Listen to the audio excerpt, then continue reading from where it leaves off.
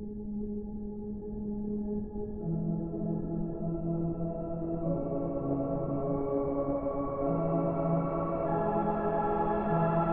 guys, we're Leashes. It's Alexi, Gunners, and Mike, and we're here to answer some questions. Let's go.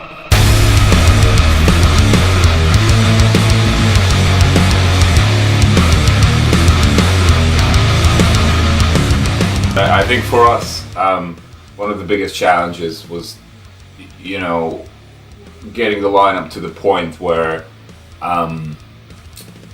where everybody gels together and works really well together, and kind of, it's hard, it sounds simple, but to find a group of, 4 people that interact in a great way is really hard.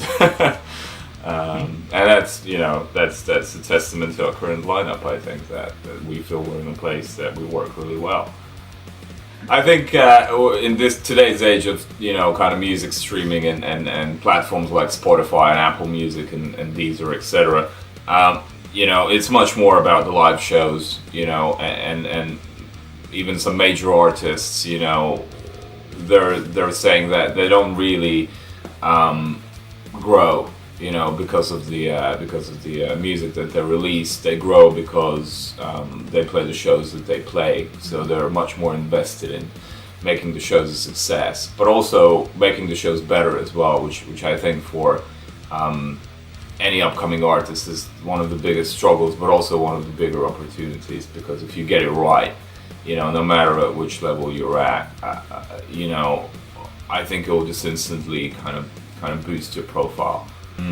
With the streaming services, if they continue to work the same way, then music industry is not in a very good place, and it's not gonna be if it's gonna be the same.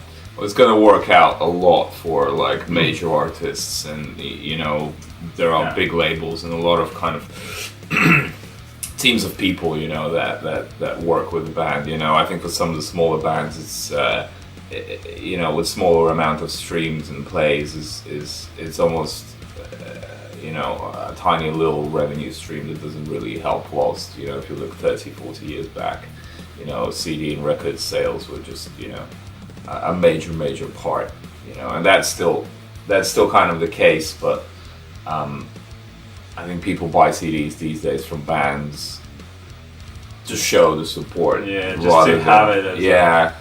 It's kind of like a memento rather than, I'm actually gonna put in my CD player. I think social media has been just indispensable part of any artist's self-promotion, and it should be, because there's a lot of opportunity for relatively low level of investment. It does require some know-how on how to do it right, but all of that I think can be achieved through experimentation, and finding the audience and being very clear about what your message is and what you're trying to do, both with your music as well as with your brand.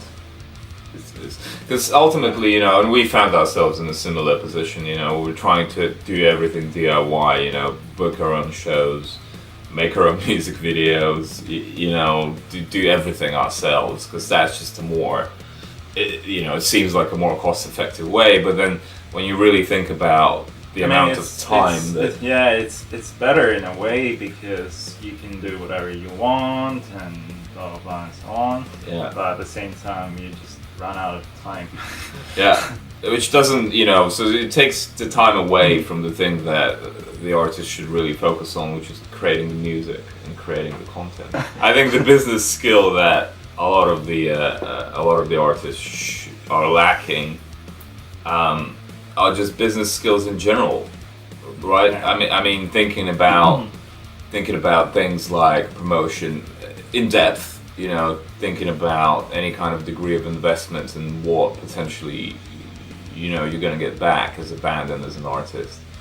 And just kind of, I think it's very tempting for a lot of people to sink a lot of money into certain thing without really thinking about, kind of in very business terms, thinking about, okay, well, I really want to do this thing and this is a really cool thing to do, but am I actually going to get anything out of this. Yeah, and is this investment? Is this an investment at all? Yeah. You know, or is it just something that we feel we should be doing because we feel we should be doing it? And to some degree, it's experimentation. You know, trying to find which channels and which approaches work for you best. You know, but not going kind of, okay, I'm going to sink all the money I have into this one thing without really knowing what's going to happen. And you really have to possess some other skills, you know, that help you as a group to move forward, you know. And for some people it's business skills, and for some people it's, you know, photography and editing and all the other things that, you know, you have to do besides making the music itself, you know. So